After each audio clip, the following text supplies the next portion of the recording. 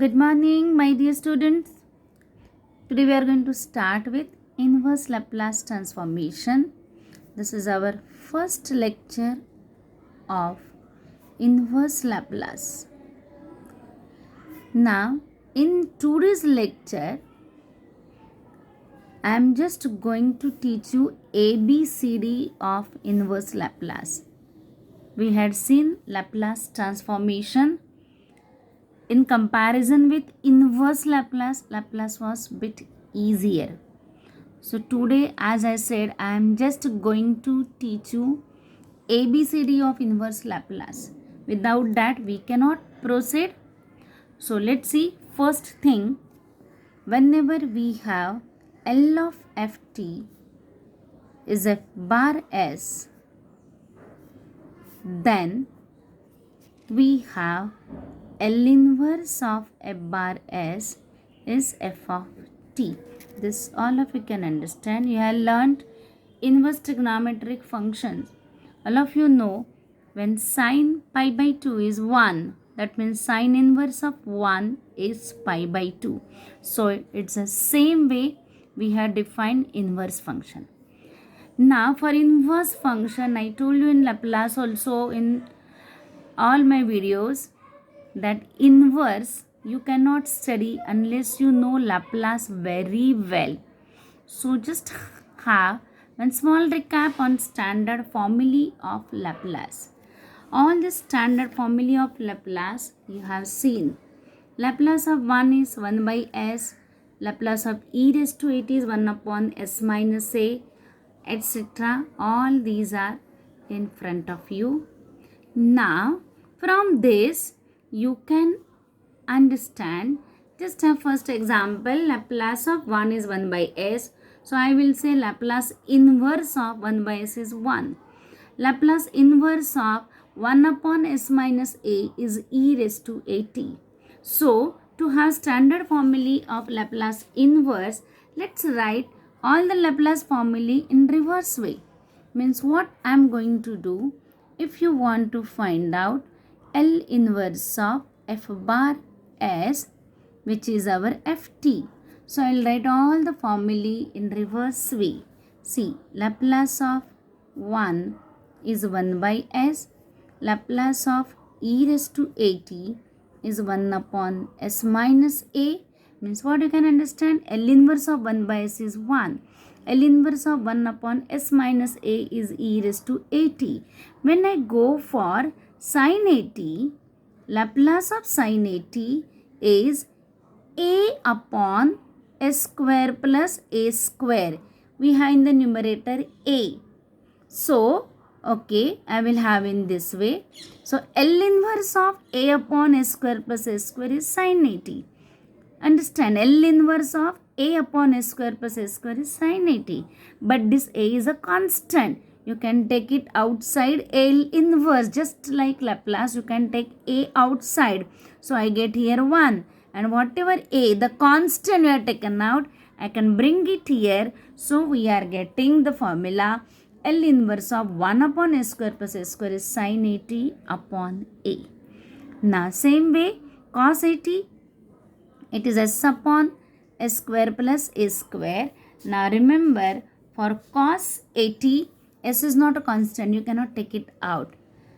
It's just like sin at. Now, for sin hyperbolic at, exactly same way, I will have here 1 upon s square minus a square.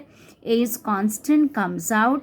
Cos hyperbolic at, you know, the Laplace is s upon s square minus a square. So, is the inverse. Now, same way, t raised to n, we had Laplace was gamma n plus 1 upon s raised to n plus 1. Again, that gamma n plus 1 is a constant, will come out and that I can bring over here. So, this is the formula for L inverse of 1 upon s raised to n plus 1, and you know you can write this as t raised to n upon n factorial whenever n is an integer. Now, to find Laplace inverse. Now, listen carefully. For Laplace inverse, we have various steps. First, when we learn to find Laplace of say algebraic functions. We are going to discuss Laplace inverse of algebraic, Laplace inverse of logarithmic function, Laplace inverse of inverse trigonometric functions. From this, algebraic is going to take maximum time, and for algebraic function we will have various steps, or you can say various methods also. I will say among all these, our first step, we are just going to check whether the function whose inverse you have to find out whether it has standard formula. If it has standard formula, you will apply it directly. If it doesn't have standard formula, what to do? Again, there are various methods. If it doesn't have standard formula, in some places we are going to use first shift theorem. In some places we are going to use squaring.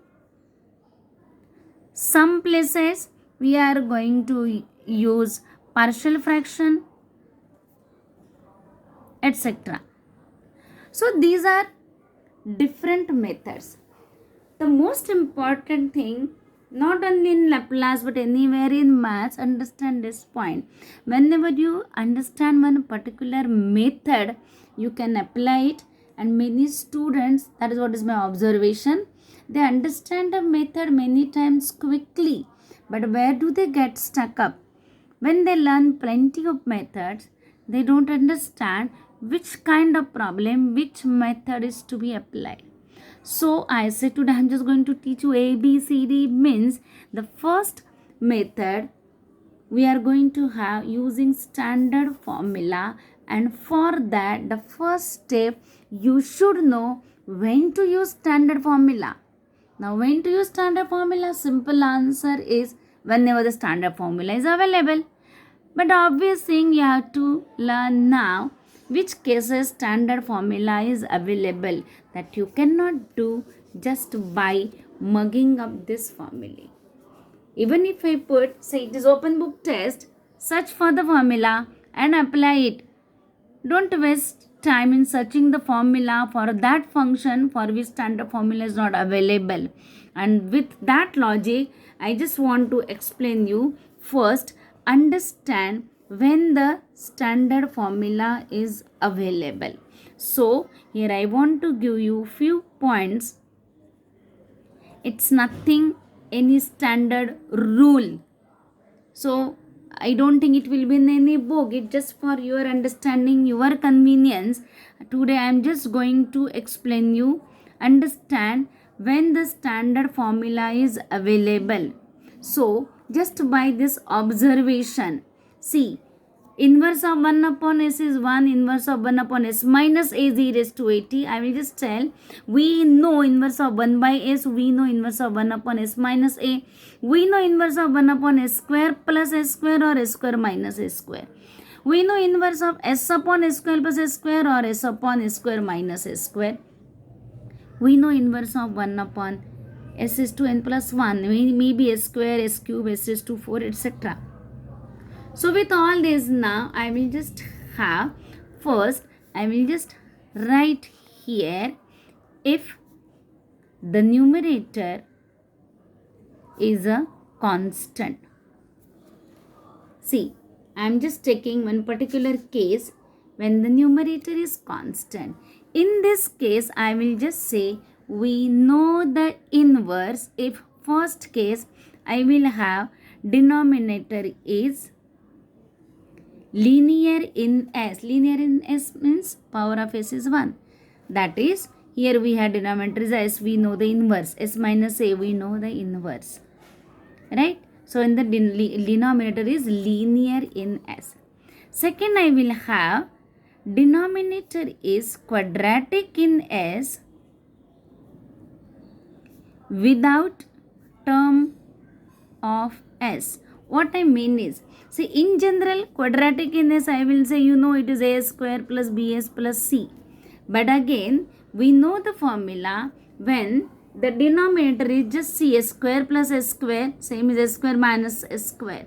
If it is s square plus 2s plus s square, means in general, quadratic is of this type. But we know the inverse only in these cases. Understand this. We don't know the inverse when there is a term of s, and so I wrote denominator is quadratic in s without term of s. So I will say that is s square plus s square, or maybe s square minus s square, and I will have my third point when the denominator is any higher power